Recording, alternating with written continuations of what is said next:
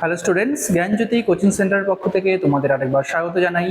আমি রাজীব স্যার এবং আজকে আমরা আলোচনা করব এনবিইউ ইউনিভার্সিটির আন্ডারে তোমরা যারা ফার্স্ট সেমিস্টারের জন্য পড়াশোনা করছো তাদের এফইসি যে প্রোগ্রামটা আছে তোমাদের, তার যে টপিকটা আজকে আমরা নিয়ে এসেছি সেটা হলো অর্থ বিল এবং সাধারণ বিলের মধ্যে কি কি পার্থক্যগুলো রয়েছে। ঠিক আছে, তো অর্থ বিল এবং সাধারণ বিলের মধ্যে পার্থক্য আমরা দেখে নেব। তো এটা থাকবে তোমাদের একটি আজকের খুবই একটি গুরুত্বপূর্ণ টপিক, যেটা হচ্ছে তোমাদের ফার্স্ট সেমিস্টারের জন্য। ঠিক আছে, আচ্ছা তো কি আছে দেখো, বিল। তো নর্মালি বিল বলতে কাকে বোঝানো হয়, তো প্রথমে আমরা এটা দেখে নেব যে বিল কি জিনিস। ঠিক আছে, তো দেখো বিল হচ্ছে, প্রথমে হলো এখানে বলা হয়েছে যে খসড়া প্রস্তাব। তো আইন প্রণয়নের উদ্দেশ্যে পার্লামেন্টের কোনো সদস্য কর্তৃক সভাকক্ষে যে খসড়া প্রস্তাব পেশ করা হয় তাকে বিল বলা হয়ে থাকে সাধারণ ভাষায়। ঠিক আছে, তো আইন প্রণয়নের উদ্দেশ্যে পার্লামেন্টে যখন কোনো একটি প্রস্তাব পেশ করা হবে, তো সেই প্রস্তাব বা সেটাকে খসড়া বলা হয়, সেটাকে আমরা সাধারণ অর্থে আমরা বিল বলে থাকি। ঠিক আছে, নেক্সট হলো আইনে রূপান্তর। তো উভয় পক্ষের অনুমোদন এবং রাষ্ট্রপতির স্বাক্ষর লাভের মাধ্যমে, উভয় কক্ষ বলতে এখানে উচ্চ কক্ষ এবং নিম্ন কক্ষের অনুমোদন সাপেক্ষে এবং রাষ্ট্রপতির স্বাক্ষর লাভের মাধ্যমেই ওই খসড়া বিলে চূড়ান্তভাবে একটি পূর্ণাঙ্গ আইনে পরিণত হয়। যতক্ষণ পর্যন্ত না সেই খসড়াতে রাষ্ট্রপতি স্বাক্ষর করবে ততক্ষণ পর্যন্ত কিন্তু সেটা আইনে পরিণত হবে না। ঠিক আছে, উভয় কক্ষের মধ্যে যদি সম্মতি বা অনুমতি পেয়েও থাকে, কিন্তু তা সত্ত্বেও রাষ্ট্রপতি স্বাক্ষর ছাড়া কিন্তু সেটা আইনে পরিণত হবে না। তৃতীয় নম্বরে রয়েছে সংবিধানের বিধান। কি কি রয়েছে আইন পাশের ক্ষেত্রে?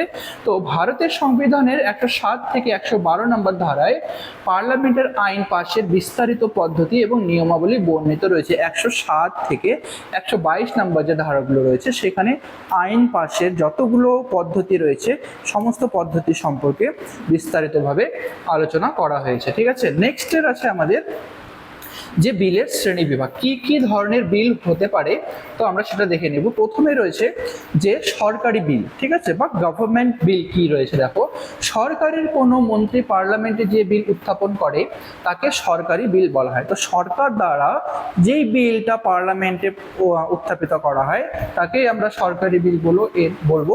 এই সরকারি বিল প্রধানত দু ধরনের হয়ে থাকে। ঠিক আছে, তো একটা হলো অর্থ বিল আর একটা হলো সাধারণ বিল।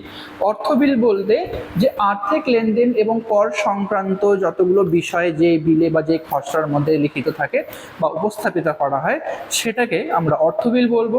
এবং সাধারণ বিল বলতে অন্যান্য যে সাধারণ নীতিগুলো রয়েছে, ঠিক আছে, অর্থ ছাড়া বাকি যেই সমস্ত নীতিগুলো রয়েছে, তো সেগুলো যেই বিলের মধ্যে উপস্থাপিত করা হয় সেটাকে আমরা বলবো সাধারণ বিল।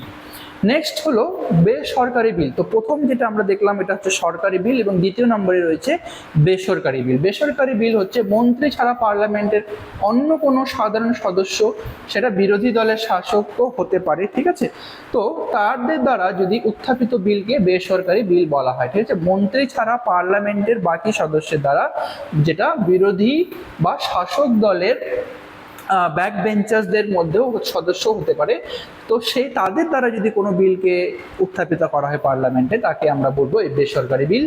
এগুলো পাশের হার তুলনামূলকভাবে কম হয়ে থাকে। ঠিক আছে, নর্মালি এই বিলগুলো অত বেশি পাস হয় না, যেহেতু এগুলো বেসরকারি বিল বা বিরোধী দলের শাসকদের দ্বারা বা বিরোধী দলনেতাদের দ্বারা সেই বিলগুলোকে উত্থাপিত করা হয়। এই জন্য সাধারণত এই পাশের যে হারটা সেটা কিন্তু খুব কম থাকে। ঠিক আছে, আচ্ছা নেক্সট রয়েছে যেটা হলো সাধারণ বিলের বৈশিষ্ট্য এবং উত্থাপন। কি কি বৈশিষ্ট্যগুলো রয়েছে সাধারণ বিলের মধ্যে সেটা আমরা দেখে নেব। তো প্রথমে যেটা হচ্ছে পার্লামেন্টের যে কোনো কক্ষে সাধারণ বিল প্রথম উত্থাপন করা হয়। তো প্রথমে যে বিলটা উত্থাপিত করা হয় সেটা পার্লামেন্টের যে কোনো কক্ষ, ঠিক আছে, সেটা লোকসভা বা রাজ্যসভা যে কোনো কক্ষে সাধারণ বিলকে প্রথমে উত্থাপিত করা হয় বা উত্থাপন করা যায়। উত্থাপনের পর বিলটিকে প্রথম, দ্বিতীয় এবং তৃতীয় কমিটির পর্যায়ে পাঠানোর মতো বিভিন্ন ধাপগুলো ধীরে ধীরে পার করতে হয়। ঠিক আছে, টোটাল 3টা ধাপে বিলটা আগে বেরোতে থাকে। ঠিক আছে, তো প্রথম, দ্বিতীয় এবং তৃতীয় ধাপে বিলটা নেক্সট পর্যায়ে পৌঁছায়। 3 নম্বরে রয়েছে উভয় পক্ষের যৌথ সমর্থন এবং আলোচনার মাধ্যমে বিলটি পাস হয়। উভয় পক্ষের যৌথভাবে সমর্থন হবে এবং যৌথ আলোচনার মাধ্যমে, ঠিক আছে, রাজ্যসভা এবং লোকসভা উভয় পক্ষের যৌথভাবে সমর্থন লাভ করা এবং আলোচনার মাধ্যমে এই বিলটিকে পাস করা হয় এবং সর্বশেষে রাষ্ট্রপতির স্বাক্ষর প্রয়োজন হয় সেই বিলকে আইনে পরিণত করতে। ঠিক আছে। আচ্ছা, নেক্সট রয়েছে অর্থ বিল, যে সংক্রান্ত কি কি নিয়মাবলীগুলো রয়েছে। ঠিক আছে, তো অর্থ বিল কেবলমাত্র মন্ত্রীগণই পার্লামেন্টে উত্থাপন করতে পারে। শুধুমাত্র মন্ত্রীদের দ্বারাই অর্থ বিলকে পার্লামেন্টে উত্থাপিত করা হয়। সাধারণ সদস্যরা এর কোনো ক্ষমতা রাখে না। ঠিক আছে, সাধারণ যারা সদস্য রয়েছে তাদের দ্বারা অর্থ বিল কিন্তু পার্লামেন্টে উত্থাপিত করা যায় না বা তাদের সেখানে কোনো অধিকার নেই। এই বিল একান্তভাবে শুধুমাত্র লোকসভাতে উত্থাপন করা যায় বা এটা লোকসভাতে উত্থাপন করা এটা হচ্ছে বাধ্যতামূলক। ঠিক আছে, তো অর্থ বিল রাজ্যসভায় উত্থাপন করা হয় না, তো শুধুমাত্র লোকসভাতেই অর্থ বিল উত্থাপন করা হয়, যেটা এটাকে বলা হয় জনপ্রিয় কক্ষ। এই জন্য সেই সভাতেই বা সেই কক্ষে অর্থ বিল উত্থাপন করা হয়। নেক্সটে রয়েছে অর্থ বিল উত্থাপন করার পূর্বে অবশ্যই ভারতের রাষ্ট্রপতি পূর্বানুমতি বা সম্মতি নিতে হবে। তো অর্থ বিলকে রাজ্যসভায় উত্থাপন করার জন্য বা আগে রাষ্ট্রপতির দ্বারা অবশ্যই সম্মতি নিতে হবে। ঠিক আছে। নেক্সট রয়েছে গণতান্ত্রিক শাসন ব্যবস্থায় কর ধার্য সংগ্রহ অর্থ ব্যয়ের ক্ষমতা জনগণের সরাসরি নির্বাচিত কক্ষের হাতেই ন্যস্ত থাকে। তো গণতান্ত্রিক শাসন ব্যবস্থায় কর ধার্য করা বা কর সংগ্রহ করা এবং অর্থ ব্যয় সংক্রান্ত যতগুলো বিষয় রয়েছে সেটা জনগণের সরাসরি নির্বাচনের দ্বারা কক্ষের হাতেই ন্যস্ত থাকে। ঠিক আছে। আচ্ছা, নেক্সট হলো এবার সাধারণ বিল এবং অর্থ বিলের মধ্যে তুলনামূলক পার্থক্য কি কি রয়েছে সেটা আমরা দেখে নেব। তো প্রথমে রয়েছে অর্থ বিল সংক্রান্ত, যেখানে বলা হয়েছে কেবলমাত্র মন্ত্রীগণ উত্থাপন করতে পারে। ঠিক আছে, শুধুমাত্র মন্ত্রীদের দ্বারাই অর্থ বিলকে পার্লামেন্টে উত্থাপন করা যায়, যেখানে মন্ত্রী কিংবা যে কোনো সাধারণ সদস্য সাধারণ বিলকে পার্লামেন্টে উত্থাপন করতে পারবে। ঠিক আছে, এটা হচ্ছে প্রথম পার্থক্য। নেক্সট হলো উত্থাপনের কক্ষ, যে কেবলমাত্র লোকসভাতেই উত্থাপন করা যায়। অর্থ বিল শুধুমাত্র লোকসভাতেই উত্থাপন করা হয়, যেখানে সাধারণ বিল উভয় কক্ষে, লোকসভা এবং রাজ্যসভা উভয় কক্ষেই উত্থাপন করা যায়। নেক্সট হলো রাষ্ট্রপতির পূর্বানুমতি। ঠিক আছে, রাষ্ট্রপতির পূর্বানুমতি এখানে বলা হয়েছে উত্থাপনের আগে রাষ্ট্রপতির সম্মতি বাধ্যতামূলক। অর্থ বিল উত্থাপন করার আগেই রাষ্ট্রপতির সম্মতি নিতেই হবে, সেটা বাধ্যতামূলক। রাষ্ট্রপতি যদি সেই ক্ষেত্রে সম্মতি না দেয় তাহলে কিন্তু অর্থ বিল সেখানে উত্থাপন করা, লোকসভাতে উত্থাপন করা যাবে না। নেক্সট হলো সাধারণ বিলে উত্থাপনের পূর্বে রাষ্ট্রপতির পূর্বানুমতির প্রয়োজন হয় না। তো সাধারণ বিলের ক্ষেত্রে রাষ্ট্রপতির অনুমতি বা বিল উত্থাপনের আগেই কোনো অনুমতির প্রয়োজন হয় না। ঠিক আছে, এটা হচ্ছে সাধারণ বিলের ক্ষেত্রে। নেক্সট হলো যে পাস হওয়ার পর্যায়, কি কি পর্যায় রয়েছে, যেটা অর্থ বিল এবং সাধারণ বিলের আলাদা আলাদা পর্যায় এখানে রয়েছে। তো লোকসভার সম্মতি এবং নির্দিষ্ট নিয়মে পাস হয়। অর্থ বিল হলো লোকসভার সম্মতি লাভ করা মাত্রই এবং আরও কিছু নির্দিষ্ট কিছু নিয়ম রয়েছে যার মাধ্যমে অর্থ বিল পাস করা হয় এবং প্রথম, দ্বিতীয় এবং তৃতীয় কমিটির পর্যায় এবং তৃতীয় পাঠের দীর্ঘ পর্যায়ের অতিক্রম করার পরে, দীর্ঘ আলোচনার পরে এই বিলটা পাস হয়, যেটা হচ্ছে সাধারণ বিল। নেক্সট রয়েছে জনগণের প্রতিনিধিত্ব। জনগণের সরাসরি নির্বাচিত কক্ষ, যেটাকে লোকসভা বলা হয়, এখানে প্রধান ক্ষমতার অধিকারী। তো অর্থ বিল পাশের যে অধিকারটা রাখে শুধুমাত্র লোকসভাতেই এই বিল পাশের অধিকারটা রয়েছে। ঠিক আছে, রাজ্যসভায় অর্থ বিল সংক্রান্ত কোনো অধিকার দেওয়া হয়নি।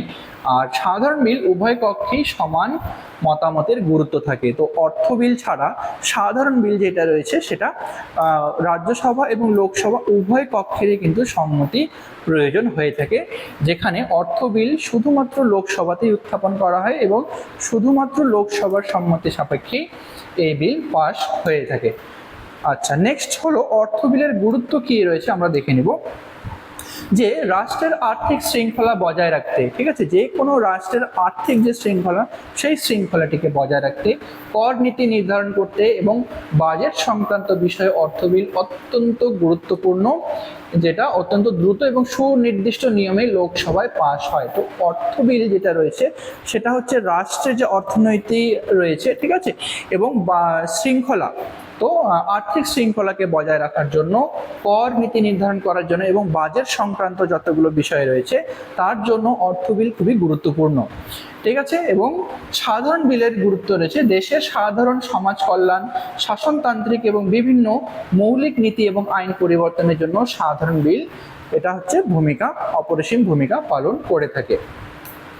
তো এটাই ছিল আজকে তোমাদের আলোচনার বিষয়। ভিডিওটি শেষ করার আগে তোমরা যারা আমাদের চ্যানেলে প্রথম এসেছো বা এখনো আমাদের চ্যানেলটিকে সাবস্ক্রাইব করোনি তারা অবশ্যই চ্যানেলটিকে সাবস্ক্রাইব করো এবং পাশে থাকা বেল আইকনটিকে ক্লিক করে দিও, যাতে আমাদের পরবর্তী ভিডিও নোটিফিকেশন তোমরা খুব সহজেই পেয়ে যেতে পারো। এছাড়া তোমরা যারা অনলাইনে আমাদের সাথে যুক্ত হতে চাও এবং আমাদের থেকে কোর্স পারচেস করতে চাও তারা অবশ্যই স্ক্রিনে যে দুটো ফোন নাম্বার দেখতে পাচ্ছ এই দুটো ফোন নাম্বারে আমাদের সাথে সরাসরি যোগাযোগ করে নিতে পারবে, ঠিক আছে। তো অনলাইনে যে সমস্ত সুযোগ সুবিধাগুলো আমরা তোমাদের জন্য রেখেছি তোমরা এখানে পেয়ে যাবে proper guidance, recorded classes, high quality notes এবং 100% কমন সাজেশন।